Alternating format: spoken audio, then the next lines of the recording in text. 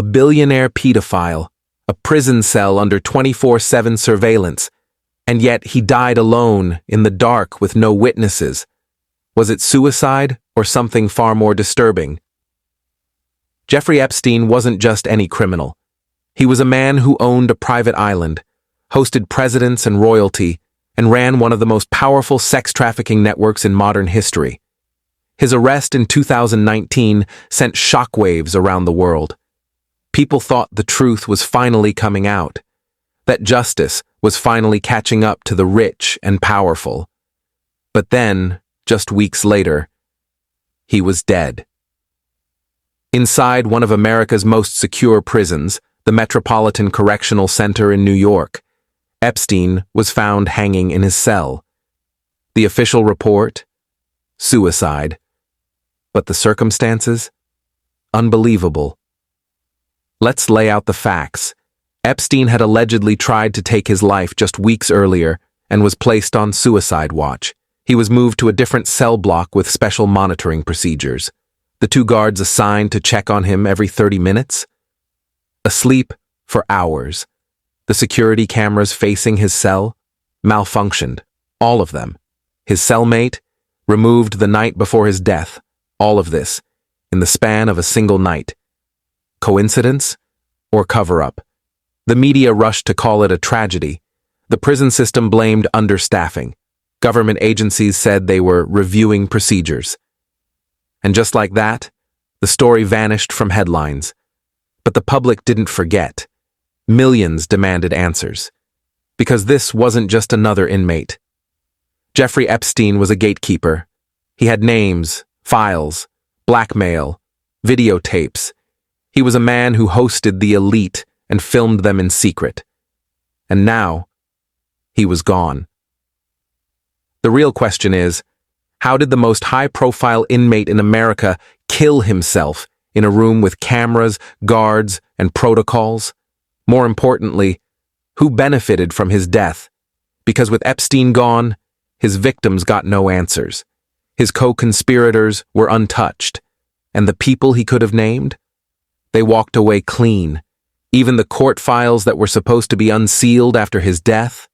Silenced, buried, sealed again for national security. Jeffrey Epstein didn't commit suicide. That became a rallying cry, because deep down, everyone sensed something was wrong. This video isn't just about Epstein's death. It's about a system designed to protect power, not truth. A system where evidence disappears. Cameras fail at the worst possible moment. Witnesses go missing, and prisoners die just before they can talk. We're diving deep into what happened that night, and why. You'll hear from someone who was inside the prison when Epstein died. You'll learn about vanished guards, secret visitors, and untraceable files. And by the end, you'll understand. This wasn't just a failure of security. It was a blueprint for a perfect cover-up. Closing shot. Epstein's cell door slowly closing. Fade to black. Jeffrey Epstein is dead, but the truth is still locked away. Part 1. The mysterious death. Starts now. The inmate who lived through it. Eyewitness inside Epstein's prison block. While the world was trying to make sense of Epstein's mysterious death, there was someone inside the same prison block, just cells away, watching everything unfold in real time. This wasn't a guard, not a journalist, not a lawyer. It was another inmate. A man who spent over 18 months locked inside the Special Housing Unit, SHU, at the Metropolitan Correctional Center. A man who knew the guards, the cameras, the routines, and exactly how things worked behind the scenes. For his safety, we'll refer to him only as JD. JD claims the entire atmosphere changed the moment Epstein arrived. The guards were nervous, inmates were curious, and rumors, they spread like wildfire. It was like a bomb had dropped in the building, JD recalls. Everyone knew he wasn't just a pedophile, he was the one with names. According to JD, Epstein was quiet but alert. He kept to himself, didn't talk much, but he was watching. And then, he tried to kill himself. or so they claimed. But JD saw the aftermath, bruising on Epstein's neck that didn't line up with a hanging. He says, "It looked more like someone had choked him. Not a rope. Not a sheet. Hands." After that, Epstein was moved to another area, supposedly under tighter surveillance. But JD noticed something strange. One camera near Epstein's cell had been turned toward the wall. The usual foot patrols stopped happening every half hour, and new guards JD had never seen before, started appearing at odd hours. JD had seen cover-ups before, fights swept under the rug, contraband going in and out without consequence. But this felt different. He says it was as if the prison was being staged. "You could feel it," he said. Something was going to happen. And then, the night came. JD says that on the night of Epstein's death, the prison was unusually silent. No footsteps, no keys jingling, no cell checks, just silence. At around 4:30 a.m., an inmate down the hall started yelling, "They're bringing the stretcher! Someone's dead!" That someone was Epstein. JD says he never saw any staff perform CPR, never saw any effort to revive him. What he did see? A team of men in plain black uniforms. No name tags, no badges. They walked in silently, walked out even more quietly. Epstein's body was gone. And then came the lockdown, the questioning, the silence. The aftermath. In the days that followed, JD says the prison was like a war zone of secrecy.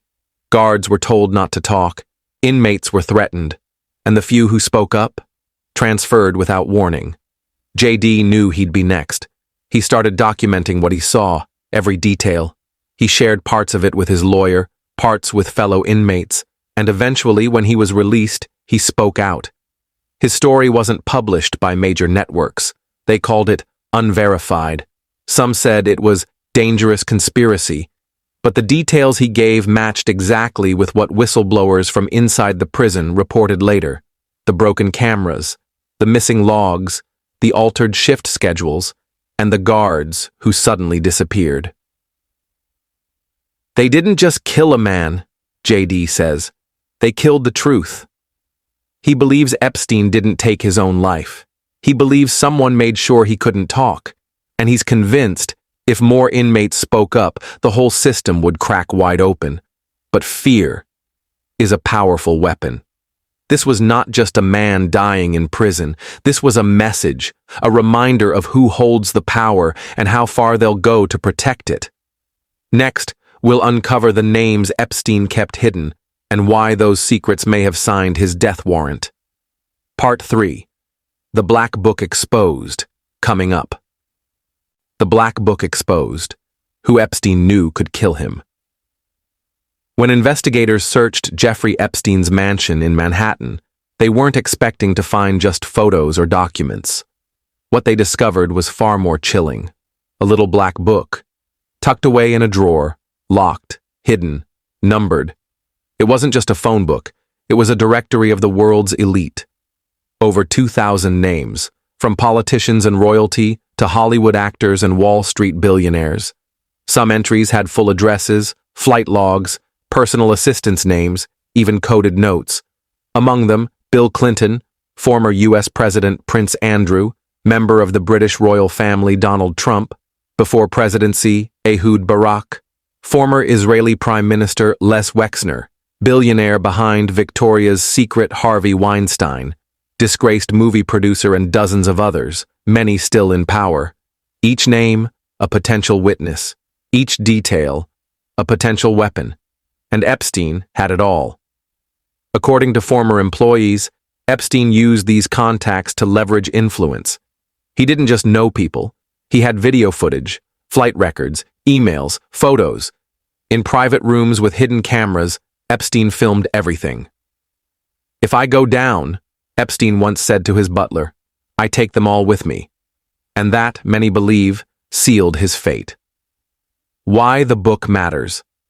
Let's be clear, being in Epstein's contact list doesn't mean guilt.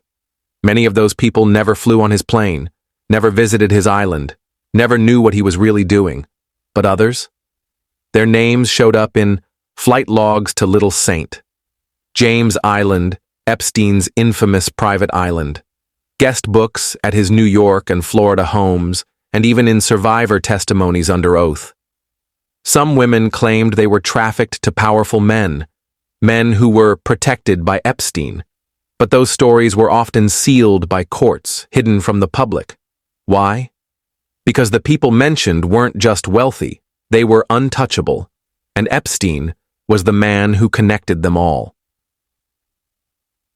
The cover-up begins. After his arrest, many expected these names to be brought to trial, but almost immediately, evidence began disappearing. Witnesses stopped talking, and the Black Book leaked only in fragments. A few brave journalists got access to a partial version and published it. That's when intimidation began. Reporters were threatened. Editors received anonymous calls. Some outlets refused to cover it at all. One whistleblower from a major U.S. network said on a hot mic, "We had the whole story, Clinton, the girls, the island, we had everything. But the palace called and we buried it." That's not fiction. That's a real leaked clip, and it paints a dark picture. Epstein's leverage was dangerous. He was more than just a predator. He was a broker of secrets. He had the kind of leverage that destroys careers, families, even governments. Some experts say Epstein wasn't working alone. He may have been part of a global operation, blackmailing elites to gain favors, access, or silence. And when it became clear that he might talk in court, suddenly, the cameras failed. The guards fell asleep, and the cell doors stayed shut. Final words before death? One source claims Epstein warned his lawyers days before his death. "They're going to kill me in here." Whether he meant a government, a group, or something even deeper, we may never know. What's certain is this: the Black Book didn't just contain numbers. It contained insurance, and too many powerful people wanted it gone. In our next section, we go inside the flight logs, the island, and the secret temple. What really happened on Little Street James Island? And who was there? The Island of Secrets. What really happened on Little St. James? If Jeffrey Epstein's Manhattan mansion was his fortress, then Little St. James Island was his kingdom. A 70-acre stretch of paradise in the Virgin Islands, surrounded by turquoise waters, lush palm trees, and pure evil. To the world, it looked like a billionaire's private getaway. But to the victims who came forward, it was something else. A prison without bars. A place where no one could hear you scream. A temple with no god. One of the most disturbing features on the island was a bizarre structure, painted in bold blue and white stripes, shaped like a temple, with golden domes on top. To this day, no one truly knows what went on inside. Some say it was a music room. Others believe it was a ritualistic chamber, a place for private gatherings that involved young girls and powerful guests. When the FBI raided the island after Epstein's arrest, the structure had already been emptied and partially dismantled. The furniture, the electronics, even the underground entrance beneath the floor, all gone. Whatever happened in that temple was meant to stay buried. Flight logs tell a story. Epstein owned a private jet, nicknamed the Lolita Express. Its passenger list reads like a red carpet. Hollywood celebrities, British royals, Wall Street executives, tech billionaires, high-level politicians. Many of them claimed they were just catching a ride. But the logs show repeated visits to the island. Not just one flight, dozens. Former staff say that as soon as the plane landed, phones were taken, cameras were disabled, and no one from the outside could reach those on the island. It was like stepping into another world, one pilot told investigators. A world without rules, without accountability, without escape. Survivors speak out. Brave women, some now in their 30s, have come forward with horrifying stories of abuse. One woman said she was trafficked to the island at age 15. Another testified that Epstein's female recruiters including Ghislaine Maxwell, would prepare them like objects for whoever visited. They were told, "He's a prince. He's a president. You do what he says, or your family pays." These weren't just isolated crimes. They were part of a systematic, organized exploitation ring. Epstein's staff, from pilots to cooks to housekeepers, have hinted they knew more than they were allowed to say. But fear kept most mouths shut. The island was just the beginning. Investigators believe Epstein's island may have been just one part of a larger network. Why?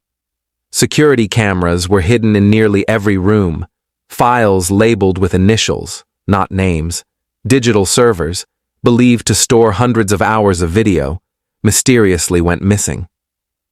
A few videos were allegedly recovered, showing unidentified men with underage girls, but none of them have been publicly released.